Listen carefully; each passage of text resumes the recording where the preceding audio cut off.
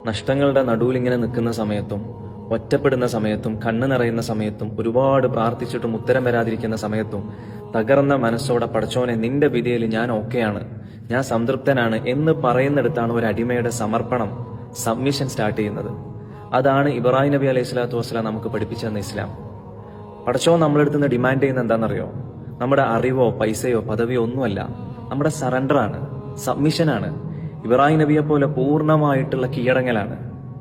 പരാതികളില്ലാതെ നമ്മളെ തന്നെ അള്ളാഹുലേക്ക് നമ്മൾ സമർപ്പിക്കലാണ്. വൃദ്ധനായിരുന്ന സമയത്ത് ഒരുപാട് ദുആ ചെയ്ത് കിട്ടിയ മകൻ ഇസ്മായിൽ നബിയെ ബലിയർക്കാൻ പടച്ചോൻ പറഞ്ഞപ്പോ എങ്ങനെയെന്നോ എന്തിനെന്നോ എന്നുള്ള ചോദ്യങ്ങളില്ല. അവിടെ കത്തിയെടുത്ത് മകന്റെ കഴുത്തിൽ വെക്കുകയാണ്.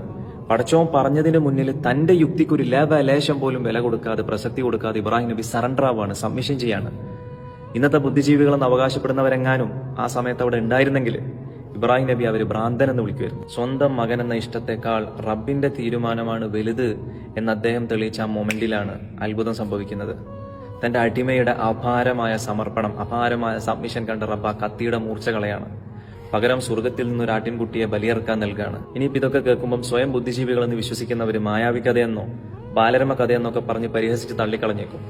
ശൂന്യതയിൽ നിന്ന് കോടിക്കണക്കിന് നക്ഷത്രങ്ങളും ചിട്ടയോടെ കറങ്ങുന്ന ഗ്രഹങ്ങളും ഒരു സിട്ടാവില്ലാതെ സംഭവിച്ചു എന്ന് പറയുന്നത് നിങ്ങളെ ലോജിക്കാണെങ്കിൽ സകലതും സർവ്വതും അള്ളാഹുവിൽ നിന്നുള്ളതാണ് എന്ന് വിശ്വസിക്കുന്നതാണ് ഞങ്ങളെ ലോജിക്ക്.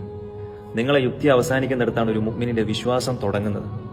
ശരിയായ വിശ്വാസികൾ ഒരിക്കലും തന്റെ റബ്ബിനോട് പരാതിപ്പെടുന്നവരായിരിക്കില്ല.